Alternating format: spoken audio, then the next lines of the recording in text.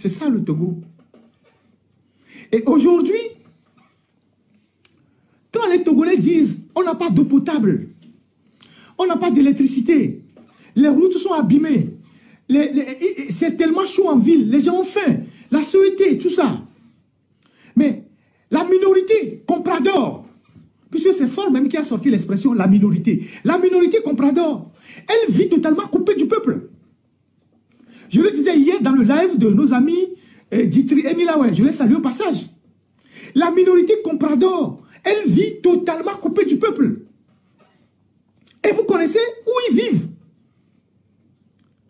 La minorité a son quartier à Lomé. Même si tu ne faisais pas partie de la minorité, si on te nomme ministre, tu quittes le quartier populaire, tu vas vivre à la Caisse, ou à la cité du Millénium, ou à la cité OUA, ou à la Renaissance. C'est le même endroit. Des gens avaient leur maison à Baguida. Ils ont été nommés ministres, ils ont quitté Baguida, ils sont maintenant à la Caisse. Les gens étaient, je ne sais pas, à Vedi, à Djouma Sessé, tout ça, ils ont quitté, ils sont maintenant à la Caisse. C'est là-bas qu'il y a la minorité. Et là-bas, ils ont tout. Ils s'en foutent de ce qui se passe en ville. Ils ont leur pharmacie, donc dans cette zone. Vous avez toutes les pharmacies, il y a 3 pharmacies qui les alimentent. Yembla, la pharmacie de la paix, et la pharmacie de la paix, c'est à l'entrée de côté avenue Accueilli, et l'autre pharmacie côté ambassade des États-Unis. Ils ont leur propre pharmacie. Donc, ils ne sortent pas en ville. Ils ont leur supermarché. À côté de British School, il y a Ranco. Et quand vous sortez, vous avez Champion. Ils ont créé leur propre Champion. Ils sont là-bas. Donc, quand ils sortent de la cité, ils voient Champion. Et les marchandises, les articles que vous trouvez dans le Champion qui est à côté de la Caisse, c'est le Champion le plus fourni au Togo. Et les gens qui travaillent là-bas, c'est des gens qu'on appelle souvent la discrétion. Vous ne devez pas trop parler. Ils ont leur propre supermarché. Ils ont leur salle de gym à l'intérieur de la Caisse. Ils ont tout pour ceux qui veulent se relaxer. Ils ont leur piscine pour les gens qui n'ont pas de piscine dans leur maison. Ils ont leur restaurant. Le restaurant qui est à côté de British School, le restaurant de Ranco, et le patio, ils ont leur restaurant. Maintenant, ils ont créé leur hôpital. Ils ont Dr Lafia à la cité de la Renaissance. Déjà que l'hôpital Dr Lafia qu'ils ont créé, c'est pour la minorité, parce que les Togolais ordinaires ne peuvent pas aller se soigner là-bas. Ils ont trouvé que partie de la Caisse pour aller jusqu'à Guezongo, là où il y a nos frères Temla qui peuvent les choper facilement, c'est dangereux. Donc, ils ont créé une annexe de Dr Lafia à la cité Renaissance, équipée du matériel, plateau technique. C'est là-bas qu'ils se soignent. Ils sont tous là-bas, coupés du peuple. S'ils sortent, ils vont au 2 février. Et ils reviennent. Vous ne les verrez jamais dans un restaurant ordinaire. Vous ne les verrez pas à Martyr Beach. Vous ne les verrez pas, je ne sais pas où. À la limite, ils peuvent aller à Blue Tort. Mais vous ne les verrez jamais. Quelque part. Ils sont coupés du peuple. Ils ont créé leur monde. Et ils sont tous là-bas.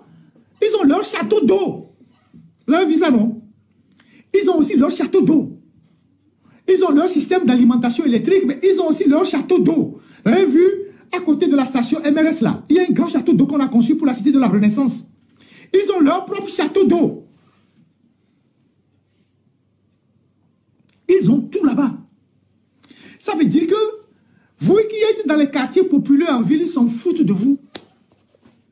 Ils ont les restaurants, ils ont toutes sortes de restaurants là-bas. Ils ont les restaurants français, ils ont les restaurants chinois, ils ont toutes sortes de restaurants indiens, tout ça. Comme ça, ils ne vont pas loin.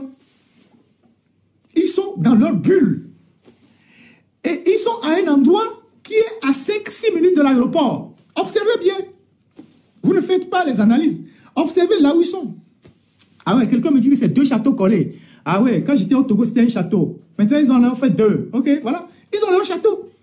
Ils ont leur château.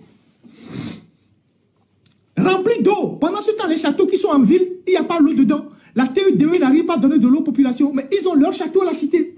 Ils ont tout. Ils ont leur clinique. Ils ont tout. Ils ont leur école. Il y a le British School, mais il y a aussi l'ancienne école turque qu'ils ont récupérée, qu'ils ont améliorée, aménagée. Leurs enfants vont là-bas. Ils ne vont pas trop loin. Et ils sont à 5 minutes de l'aéroport. Ça veut dire que le jour qu'il y a un bang-bang, rapidement ils vont à l'aéroport. Ils sont à 5 minutes de l'aéroport. Regardez là où ils sont tous agglutinés. Ils sont à 5 minutes de l'aéroport. Même ceux parmi eux qui ont des maisons en ville, ils ont une autre résidence à la caisse. Les gens comme les Bavaras, ils ont une résidence à la caisse. Ils ont d'autres résidences à la caisse. Ils sont à 5 minutes de l'aéroport. S'il y a bang bang, en 5 minutes, on roule à tombeau ouvert, on prend le premier avion. Non, non, ils n'ont pas de cimetière là-bas. Ils n'ont pas prévu le cimetière. Ils n'ont pas prévu le cimetière. Donc, ils sont à 5 minutes de l'aéroport.